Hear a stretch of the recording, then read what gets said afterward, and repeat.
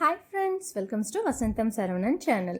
இன்றைக்கி நம்ம சேனலில் மாம்பழத்தை வச்சு ஒரு சூப்பரான சிம்பிளான ஒரு ஸ்வீட் ரெசிபி தான் பார்க்க போகிறோம். இந்த ஸ்வீட் ரெசிபி செய்கிறது ரொம்ப ஈஸியான மெத்தட் தான்.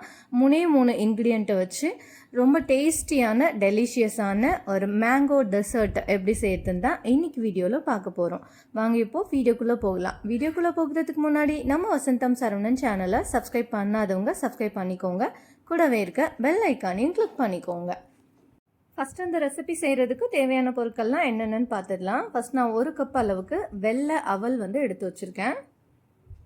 இது கூடவே 2 ஏலக்காய் எடுத்து வச்சுருக்கேன். இப்போ இந்த ஏலக்காயும் அவலையும் ஒரு மிக்ஸி ஜாருக்கு சேர்த்துட்டு இது நல்லா ஃபைன் பவுடராக அரைச்சி எடுத்துக்கலாம். ரொம்ப பவுடராக அரைக்க தேவையில்லை, கொஞ்சம் கொரப்பாகவே இருந்துக்கலாம். இப்போ இதை மிக்ஸி ஜாருக்கு சேர்த்தாச்சு. இதனால் அரைச்சி எடுத்து வந்துக்கலாம். இதை சலிக்கணும்லாம் அவசியம் கிடையாது, கொஞ்சம் கொரப்பாக அரைச்சி எடுத்துக்கலாம். ஃபஸ்ட்டு ஏலக்காயோடு சேர்த்து அரைச்சிட்டு மறுபடிக்கும் இது கூட 1 கப் அளவுக்கு வெள்ளை அவல் சேர்த்துக்கிறேன். சேர்த்துட்டு இது ரெண்டுத்தையும் நல்லா அரைச்சி எடுத்துக்கலாம். மொத்தமாக 2 கப் அளவுக்கு வெள்ளை அவல், அது கூட 2 ஏலக்காய் சேர்த்துருக்கேன். இப்போ பாருங்கள், இந்த அளவுக்கு நல்லா கொஞ்சம் கொரப்பாக அரைச்சி எடுத்துக்கணும். இதை ஒரு பாத்திரத்துக்கு மாற்றிக்கலாம். நம்ம அவலுக்கு பதிலாக இதே ஸ்வீட் ரெசிபிக்கு ஓட்ஸ் கூட பயன்படுத்திக்கலாம். ஓட்ஸ் கொஞ்சம் லைட்டாக வறுத்துட்டு நம்ம யூஸ் பண்ணிக்கலாம். இப்போ பாருங்கள், இந்த மாதிரி கொஞ்சம் ரவை மாதிரி கொரப்பாக இருக்கணும். இப்போ அடுத்ததாக மாம்பழம் எடுத்து வச்சுருக்கேன். இந்த ஸ்வீட் ரெசிபிக்கு கொஞ்சம் இனிப்பான மாம்பழம் இருந்தால் ரொம்பவே நல்லாயிருக்கும். இப்போ இதோட தோல் எல்லாத்தையும் நீக்கிட்டு உள்ள சதப்பத்தான பகுதி இருக்கும் இல்லையா, அது மட்டும்தான் நமக்கு தேவை. அதனால் இதை நம்ம நல்லா கட் பண்ணிவிட்டு அந்த சதப்பத்தான பகுதியை மட்டும் தனியாக எடுத்து வச்சுக்கலாம். மொத்தமாக 2 மாம்பழம் எடுத்திருக்கேன் இந்த ரெசிபி செய்கிறதுக்காக. கரெக்டாக இருக்கும். 2 கப் அவலுக்கு 2 மாம்பழம் கரெக்டாக இருக்கும். இப்போ மாம்பழத்தை கட் பண்ணிவிட்டு அதுக்குள்ளே இருக்கிற அந்த சதைப்பத்தான பகுதியை மட்டும் தனியாக எடுத்து வச்சுருக்கிறேன். இப்போ இது எல்லாத்தையும் நம்ம ஒரு மிக்ஸி ஜாருக்கு சேர்த்து நல்லா அரைச்சி எடுத்துக்கலாம். இப்போ இதை மிக்ஸி ஜாருக்கு மாற்றியாச்சு. இதை நல்லா விழுது மாதிரி அரைச்சி எடுத்துக்கணும். மாம்பழத்தில் நார் மாதிரி இருக்கும். ஸோ அந்த நார் மாதிரி இல்லாமல் நல்லா கொஞ்சம் ஃபைனாக இதை அரைச்சி எடுத்துக்கணும் நம்ம. இப்போ மாம்பழத்தை அரைச்சி எடுத்து வந்தாச்சு பாருங்கள். இப்போ இது அப்படியே இருக்கட்டும். அடுத்ததாக ஸ்டவ் ஆன் பண்ணிவிட்டு ஒரு பாத்திரத்தை ஹீட் பண்ணி வச்சுருக்கிறேன். இப்போ இதில் ஒரு 3-4 ஸ்பூன் அளவுக்கு நெய் சேர்த்துக்கிறேன். இப்போ இந்த நெய் நல்லா உருகி வரணும். இப்போ இந்த நெய் நல்லா உருகிட்ட பிறகு இதில் நம்ம அரைச்சி வச்சுருக்கோம் இல்லையா, அவலும் ஏலக்காயும் சேர்த்து அரைச்சி வச்சுருந்தோம் இல்லையா, அந்த அரைச்சி வச்ச அவலை நம்ம இது கூட சேர்த்துக்கலாம். இப்போ இந்த அவலை பொடி பண்ணி வச்சுருக்கோம் இல்லையா, இதில் ஒரு 2-3 ஸ்பூன் அளவுக்கு நம்ம தனியாக எடுத்து வச்சுக்கலாம். மீதி மட்டும் நம்ம இந்த நெய்யில் சேர்த்து நல்லா ஒரு 2 நிமிஷத்துக்கு இதை வறுத்து விட்டுக்கணும். ஸ்டவ்வை ஸ்லோ ஃப்ளேம்லேயே வச்சுட்டு நல்லா இந்த அவல்லேருந்து கமகமன் வாசனை வர வரைக்கும் இதை நம்ம வறுத்து எடுத்துக்கணும். ஒரு 2 நிமிஷம் இல்லாட்டி 3 நிமிஷம் வறுத்து எடுத்தால் போதுமானதாக இருக்கும். நல்லா ப்ரௌன் கலர்லாம் வரணும்னு அவசியம் கிடையாது. இப்போ இதை நல்லா வறுத்து எடுத்துக்கலாம். இப்போது நல்லாவே அவல் வறுபட்டு வந்துருச்சு. நல்லா கமகமன் வாசனை வர ஆரம்பிச்சிடுச்சு. இப்போ இந்த ஸ்டேஜில் நம்ம அரைச்சி வச்சுருக்கோம் இல்லையா மாம்பழம், அந்த மாம்பழத்தை நம்ம இது கூட சேர்த்துக்கலாம். மாம்பழத்தை சேர்த்துக்க முன்னாடி ஸ்டவ்வை கண்டிப்பாக ஸ்லோ ஃப்ளேமில் தான் வச்சுருக்கணும். அதே மாதிரி மாம்பழத்தை சேர்த்த உடனே பார்த்திங்கன்னா இது கெட்டியாக ஆரம்பிக்கும். இப்போ இதில் மாம்பழத்தை சேர்த்துக்கலாம்.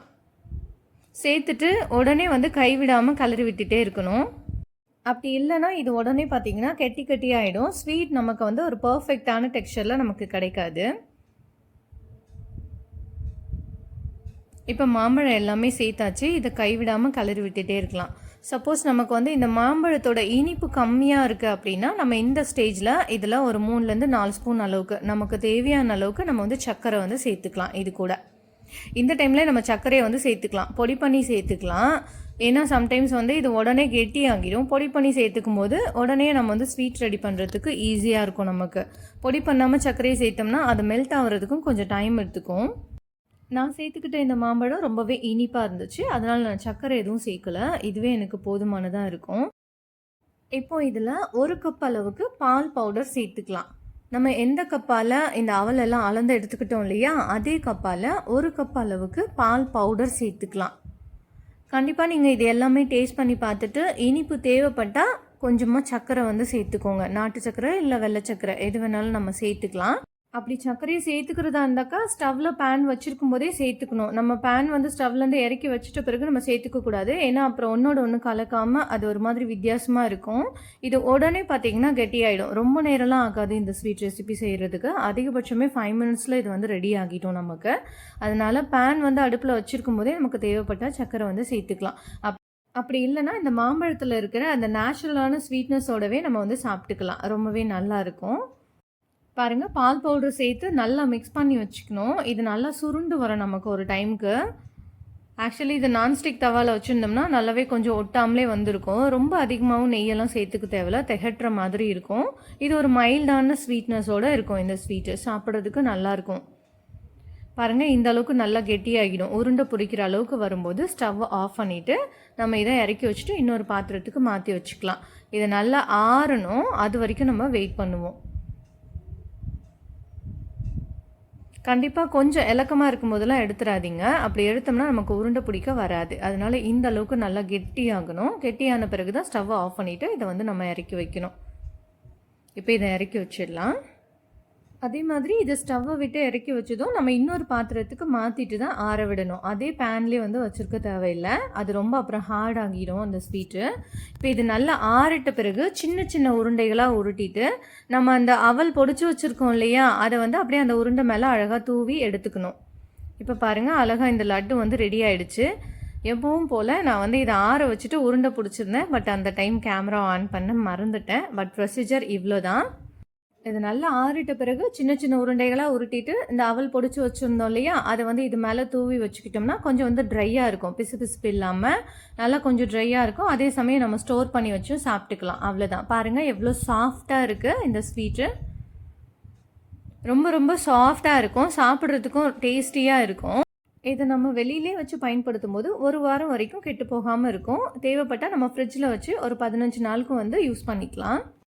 ஓகே ஃப்ரெண்ட்ஸ், கண்டிப்பாக நீங்களும் இதே மெத்தடை ஃபாலோ பண்ணி மாம்பழத்தை வச்சு இந்த சூப்பரான சிம்பிளான இந்த ஸ்வீட் ரெசிபியை உங்கள் வீட்டில் செஞ்சு பாருங்கள். செஞ்சு பார்த்துட்டு இதோட டேஸ்ட்டு எப்படி இருந்ததுன்னு கமெண்ட் பண்ணுங்கள். இந்த வீடியோ உங்களுக்கு ரொம்ப பிடிச்சிருந்தா இந்த ரெசிபியை உங்களோட ஃபேமிலி அண்ட் ஃப்ரெண்ட்ஸ்க்கு ஷேர் பண்ணுங்கள், லைக் பண்ணுங்கள், கமெண்ட் பண்ணுங்கள். தேங்க்ஸ் ஃபார் வாட்சிங்.